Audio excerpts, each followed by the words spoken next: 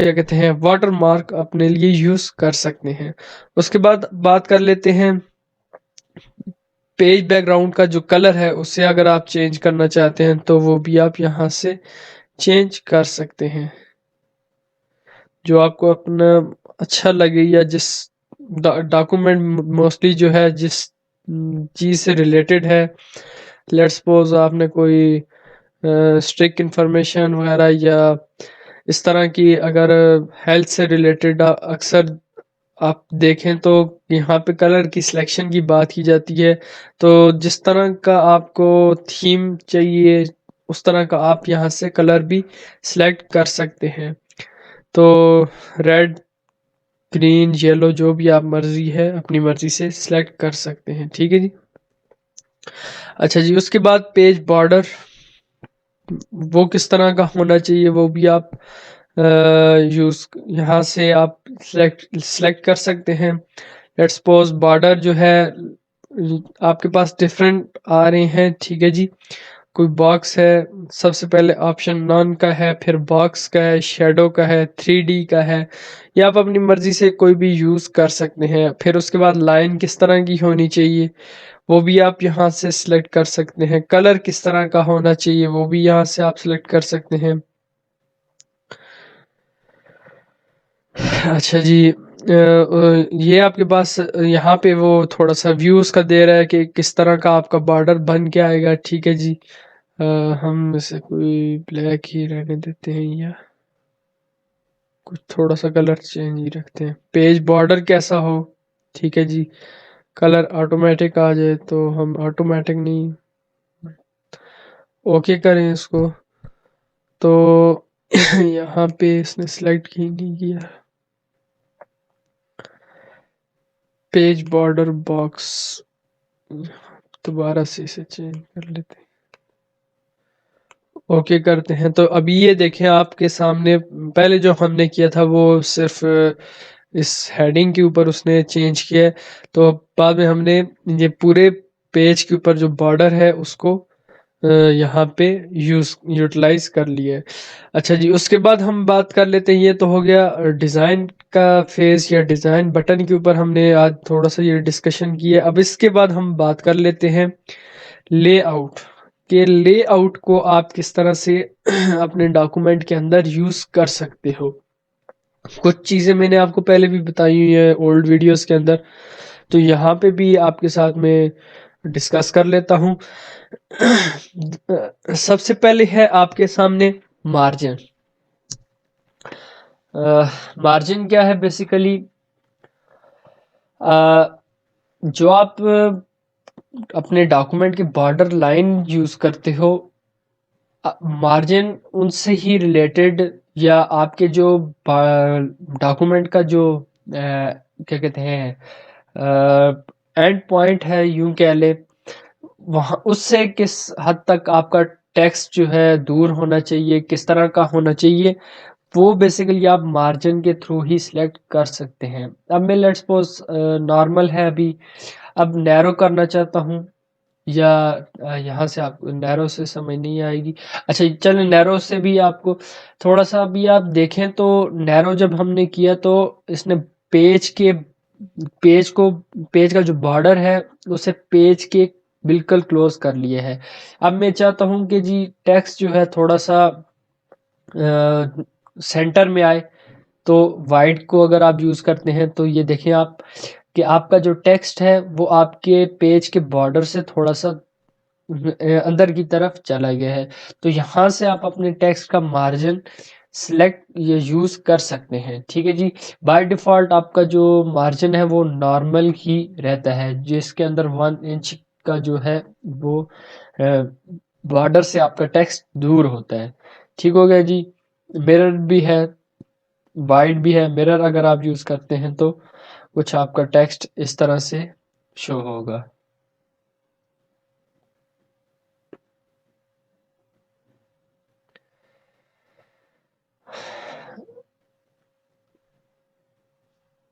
अच्छा जी,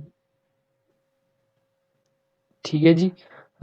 उसके बाद हम ओरिएंटेशन के बारे में बात कर लें तो ओरिएंटेशन बेसिकली आपके क्या कहते हैं जो टेक्स्ट है वो पोर्ट्रेट फॉर्म में हो या लैंडस्केप फॉर्म में हो, वो भी यहाँ से आप सिलेक्ट कर सकते हैं। बेसिकली बाय डिफ़ॉल्ट आपका पोर्ट्रेट फॉर्म के अंदर आपका टेक्स्ट रहता है, उसके अंदर आप काम करते हो। तो अगर आप लैंडस्केप करना चाहते हो तो आपका टेक्स्ट लैंडस्केप की फॉर्म में भी आ सकता है। इसमें थोड़ा सा पेज जो है आपका विड्थ उसकी ज़्यादा हो जाएगी, तो आप इसको बाय डिफ़ॉल्ट पोर्ट्रेट के अंदर ही रहने दें।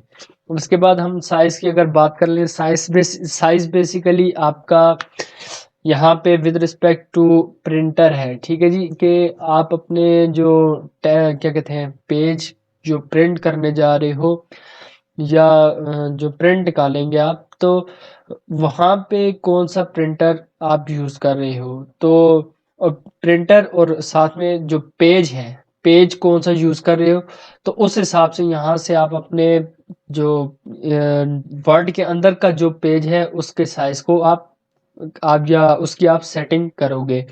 अगर आपका फॉर एग्जांपल हम जो मेन हम यूज़ करते हैं, हम मैं उन्हीं के बारे में आपको बता दूं, तो आप लीगल हो गया या A3 या A4 जो है वो मोस्टली आप जो है ना यूज़ करते हो। ज़्यादातर जो आपका MS वर्ड का जो क्या कहते हैं आपका डॉक्यूमेंट है, वो बेसिकली आप A4 पेज के ऊपर ही ज़्यादातर A4 पेज के ऊपर ही प्रिंट निकालते हो। तो बाय डिफ़ॉल्ट जब भी आप अगर प्रिंट निकालो तो वो A4 पेज के ऊपर ही आपका प्रिंट निकलेगा और A4 पेज ही आप यूज़ करोगे। लेकिन अगर आपका पेज जो हार्ड फॉर्म का पेज है वो अगर लीगल है और यहाँ पे आपका टेक्स्ट A4 में है, तो फिर प्रिंट नहीं आएगा। तो उसके लिए आपका थोड़ा प्रिंट आएगा लेकिन वो थोड़ा सा रफ सा आएगा या उसका क्या कहते हैं फॉर्मेट ठीक नहीं होगा। तो उसके लिए फिर आपको यहाँ पे अपने टेक्स्ट को भी लीगल करना पड़ेगा। ठीक है जी, अब थोड़ा सा ये चेंज हो गया है क्या कहते हैं। फिर इसके बाद अगर A3 पेज है तो आप A3 यूज़ करोगे, वो पेज कुछ इस तरह से प्रिंट करके आपको देगा। तो ना बाय डिफ़ॉल्ट आपका A4 होता है तो A4 ही रहने दें इसको, ठीक है जी। फिर उसके बाद हम बात कर लेते हैं कॉलम्स की, कि आपका जो पैराग्राफ है वो सॉरी जो आपका टेक्स्ट है वो एक ही पेज के ऊपर कितने कॉलम्स के ऊपर लिखा हुआ आए। बाय डिफ़ॉल्ट 1 कॉलम के अंदर ही लिखा आता है, तो हम अगर इसको 2 या 3 के ऊपर लेके जाना चाहें तो वो भी लेके जा सकते हैं। अब अगर हमने आप देखें तो बाय डिफ़ॉल्ट हमारा पहले जो था वो एक ही कॉलम के अंदर सारा टेक्स्ट आ रहा था, अब जो है 2 कॉलम्स के अंदर आ रहा है। इससे आप 3 में भी लेके जा सकते हैं, ठीक है जी।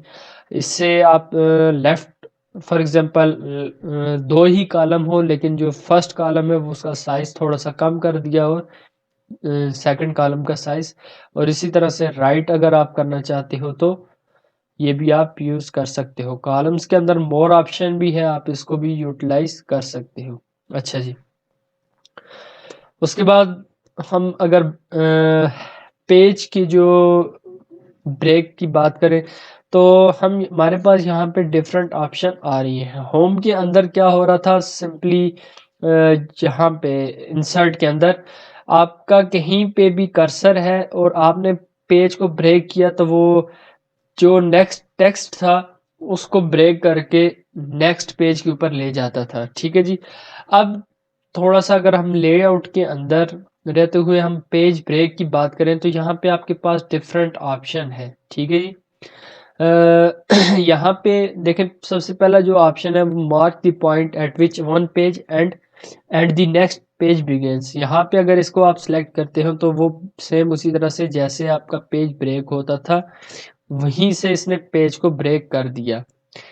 अब हम सेकंड ऑप्शन की अगर बात करें तो ये कॉलम्स को इंडिकेट कर रहा है कि कॉलम्स को आपने अगर कि भी फॉर एग्जांपल आपका टेक्स्ट डिफरेंट कॉलम्स में जो है तकसीम हो जाए तो आप इस ऑप्शन को भी यूज़ कर सकते हैं, ठीक है जी। उसके बाद हम अगर बात करें जी टेक्स्ट रैपिंग की, अगर आपका जहाँ पे कर्सर है, ठीक है, लेट्स सपोज यहाँ पे आपका कोई भी इमेज वगैरह आप यहाँ पे यूज़ कर रहे हो, तो आप चाहते हो उसके इर्द-गिर्द जो है जो टेक्स्ट था वो थोड़ा-सा उसमें ब्रेक आ जाए, तो आप इस ऑप्शन को भी यूज़ कर सकते हैं टेक्स्ट रैपिंग की। फिर नेक्स्ट पेज के ऊपर या कंटिन्यूस करना चाहते हैं तो वो आप ये सारी ऑप्शन तो आपके पास मौजूद हैं, आप पेज को अपनी मर्ज़ी से ब्रेक कर सकते हो। अच्छा जी, उसके बाद हम लाइन नंबर की बात करें तो अपने टेक्स्ट के अंदर या जितनी आपने लाइनें यूज़ की हुई हैं, अगर उनको नंबरिंग देना चाहते हो तो आप कंटिन्यूस कर सकते हो। ठीक है जी। इस तरह रीस्टार्ट ईच पेज के ऊपर मतलब है दोबारा से अगर लेट्स सपोज़ मेरा ये टेक्स्ट नेक्स्ट पेज के ऊपर चला जाता है। तो अब देखें इसने क्या किया है कि हमने यूज़ किया है कि रीस्टार्ट ईच पेज, तो ईच हर पेज के ऊपर जितनी भी लाइनें होंगी शुरू से वो काउंट करेगा। अब जैसे मेरे यहाँ पे 35 के ऊपर आके मेरा या 34 के ऊपर आके मेरी लाइन ख़त्म हो गई थी। अब नेक्स्ट पेज यूँ ही शुरू होगा, तो उसने क्या किया, इसे थोड़ा-सा चेंज कर लेते हैं। सॉरी लेट्स सपोज 27 के ऊपर मेरा यहाँ पे आके लाइनें ख़त्म हो गई थी फर्स्ट पेज के ऊपर, फिर उसके बाद नेक्स्ट पेज के ऊपर जब यूं ही शुरू हुआ तो वो फर्स्ट से दोबारा इन लाइनों को नंबरिंग देना शुरू कर देगा। ये डिफरेंट ऑप्शंस है आपके पास। रीस्टार्ट ईच सेक्शन अगर आप करना चाहते हैं तो वो भी हो सकता है। हर सेक्शन के अंदर जब नया सेक्शन आएगा तो लाइनें वहीं से शुरू हो जाएंगी। अच्छा जी,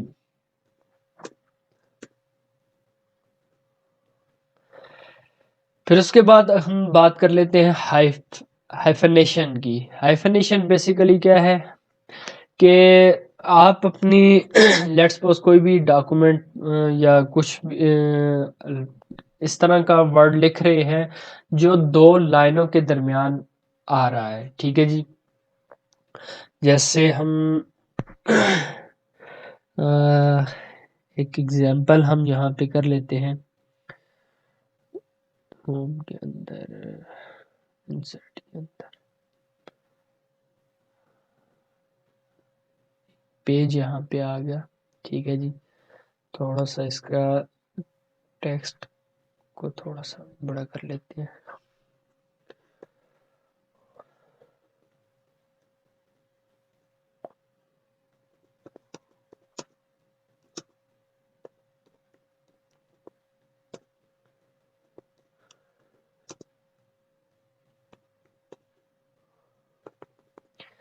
अच्छा देखिए मैं यहाँ पे एक लाइन लिख रहा हूँ, let's suppose Microsoft is an multinational company. अब अगर आप टेक्स्ट मेरा देखें तो यहाँ से अब मैं कंपनी को लिखने की कोशिश करूँगा तो ये नीचे मेरे टेक्स्ट को या वर्ड को मेरे वो नीचे ले आएगा। लेकिन मैं चाहता हूँ कि मेरा फॉर एग्जांपल आधा वर्ड ऊपर आए और उसको मैं क्या कहते हैं हाइफनेशन यूज़ करते हुए बाकी का टेक्स्ट नीचे लिखूं, तो आप इस हाइफनेशन को यूज़ कर सकते हैं। आप इसे क्या करें, ऑटोमेटिक करें। ठीक है जी, और कंपनी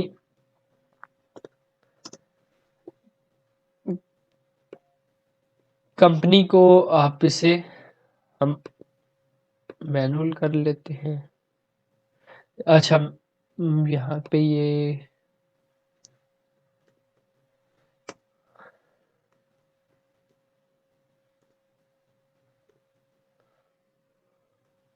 अच्छा यहाँ पे आप देखें कंपनी में लिखना चाह रहा था तो वो पहले क्या कर रहा था कि मेरी ये टेक्स्ट को नीचे ले आते हैं, लेकिन मैं इसको यहाँ पे हाइफनेशन को यूज़ करूँ। ठीक है जी, तो अब मैं सिंपली इस हाइफनेशन को यूज़ किया तो बाकी का वर्ड में नीचे लिख सकता हूँ। ठीक है जी, तो आप इस तरह से अपनी डॉक्यूमेंट के अंदर हाइफनेशन को भी यूज़ कर सकते हैं। ठीक है जी, तो ये है बेसिकली लेआउट के अंदर आप इस हाइफनेशन को कैसे यूज़ करेंगे, ये आप अपनी मर्ज़ी से इसे यूज़ कर सकते हैं। उसके बाद बात कर लेते हैं पैराग्राफ के इंडेंट की।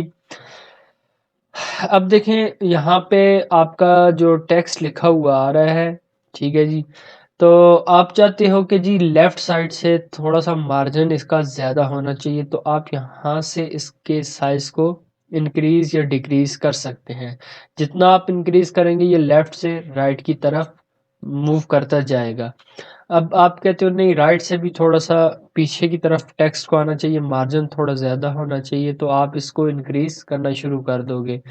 मीन्स आप लेफ़्ट से अगर इंक्रीज़ करते हो तो आपका टेक्स्ट जो है लेफ़्ट से राइट की तरफ मूव करेगा, और राइट से अगर आप इंक्रीज़ करते हो तो राइट से ये लेफ़्ट की तरफ ज़्यादा मूव करेगा। उसके बाद अगर हम स्पेसिंग की बात करें तो ये बेसिकली पैराग्राफ की स्पेसिंग है, तो यहाँ से आप पैराग्राफ की स्पेसिंग भी ज़्यादा कर सकते हो। लेट्स सपोज़ मेरे पास ये पैराग्राफ है जिसके अंदर Pakistan currently has the ninth highest number of confirm cases.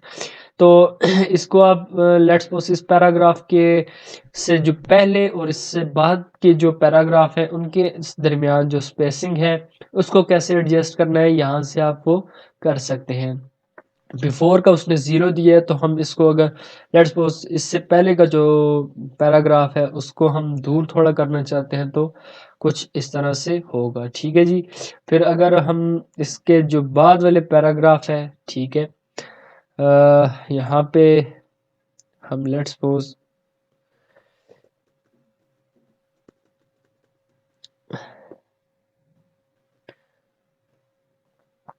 ये जो हमारा पैराग्राफ नीचे आ गया है इसे हम दोबारा इसे एडजस्ट कर लेते हैं।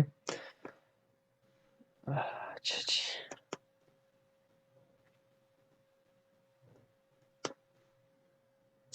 अब देखें यहाँ पे आफ्टर मीन्स इस पैराग्राफ के बाद का जो आपका टेक्स्ट या पैराग्राफ है उसको आप अगर दूर करना चाहते हैं तो या नज़दीक करना चाहते हैं तो आप इसे यूज़ कर सकते हैं, ठीक है जी।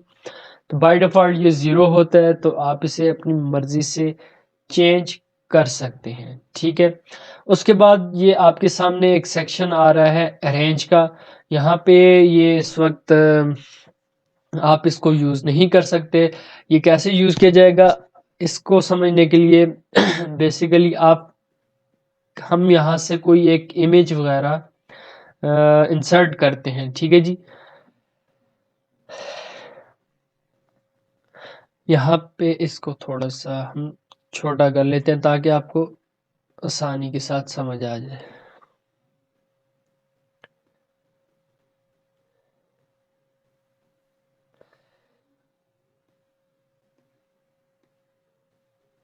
अच्छा, अब देखें यहाँ पे मैंने इस इमेज को जब इंसर्ट किया तो इसने क्या किया कि दो पैराग्राफ के दरमियान ये आ गई, ठीक है जी। लेकिन मैं चाहता हूँ कि जो मेरा ये नीचे वाला पैराग्राफ है ये इसके साथ ही शुरू हो जाए, ठीक है। तो ये अब किस तरह से होगा कि आपने यहाँ पे इस इमेज को सिलेक्ट किया, फिर उसके बाद लेआउट के अंदर आएंगे और ये आपके सामने पोजीशन और रैप टेक्स्ट आ रहा है, इन दोनों को आप यूज कर सकते हैं, ठीक है जी। पहले हम पोजीशन की बात कर लेते हैं। तो पोजीशन अब बाय डिफॉल्ट जो है इन लाइन विद टेक्स्ट आ रही है, तो जैसे बाय डिफॉल्ट हमने इसको इंसर्ट किया उस तरह से ये आपको ऑप्शन शो कर रहा है। उसके बाद with text means with text wrapping अगर आप इसको सिलेक्ट करना चाहते हैं या जो भी आप इसके अंदर ऑप्शन यूज करेंगे, तो बैक साइड पे अगर आप देख सकते हैं तो आपकी ये टेक्स्ट के या उससे जो पहला पैराग्राफ है उसके साथ ये चेंज हो रही है। अगर मैं पोजीशन इन मिडल करता हूं तो ये आपका जो क्या कहते हैं पैराग्राफ है उसके उस टेक्स्ट के साथ आ जाएगी, ठीक है जी। तो इस तरह से आप इसकी पोजीशन भी चेंज कर सकते हैं। उसके बाद है ब्रिंग फॉरवर्ड। ब्रिंग फॉरवर्ड को अगर हम यूज करते हैं तो बैक इसको आप यूज कर सकते हैं। पहले हम रैप टेक्स्ट को देख देख लेते हैं। अच्छा, रैप टेक्स्ट के अंदर आप इसको स्क्वायर कर सकते हैं, ठीक है। जो आपका नीचे वाला टेक्स्ट है वो आपकी इमेज के साथ आ जाएगा। इसे आप टाइट कर सकते हैं, टॉप एंड बॉटम कर सकते हैं, थ्रू कर सकते हैं। ये आप डिफरेंट बिहाइंड द अच्छा एक और चीज़, बिहाइंड द टेक्स्ट भी आप इसे लेके आ सकते हैं, इन फ्रंट ऑफ टेक्स्ट भी लेके आ सकते हैं। अच्छा, यहाँ पे तो हो गया कि आपने अपनी इमेज के साथ किस तरह से टेक्स्ट को लिखना है। अब जैसे मैं यहाँ पे स्क्वायर करता हूँ तो ये आप देख सकते हैं आपके टेक्स्ट के साथ ही आपकी इमेज आ गई। ठीक है जी। उसके बाद हम थोड़ा सा इसे अगर हम एडिट करना चाहें, ठीक है, एडिट विद रैप पॉइंट्स, तो ये इमेज के ऊपर डिपेंड करता है कि वो आपकी इमेज किस तरह से है। अब आप देख सकते हैं क्योंकि यहाँ पे इमेज का बैकग्राउंड भी यही है। अगर ये पीएनजी इमेज हो तो ये शायद चेंज कर ले। तो आपका जो टेक्स्ट है वो जो जो आप इन पॉइंट्स को इंक्रीज डिक्रीज करेंगे, जहाँ पे लेके जाएंगे, उसी तरह से आपका टेक्स्ट भी मूव करता जाएगा। ठीक है जी। तो ये आप इसको, इसके लिए करना क्या है, पहले आपने इमेज को सिलेक्ट किया और रैप टेक्स्ट के अंदर जाके एडिट विथ या एडिट रैप पॉइंट्स भी आप कर सकते हैं। ठीक है जी। तो उसके बाद लास्ट में जो है वो है लाइन। आप इसको लाइन लेफ्ट, लाइन राइट, कहाँ पे आप इसे रखना चाहते हैं, लाइन टॉप, तो आप अपनी मर्जी से इमेज की जो भी लोकेशन है वहाँ पे आप इसको एडजस्ट कर सकते हैं। ठीक है जी। तो ये था आज का जो हमारा टॉपिक डिज़ाइन और लेआउट के ऊपर। उम्मीद करता हूँ आपको समझ आई होगी। नेक्स्ट वीडियो तक के लिए अल्लाह हाफिज़।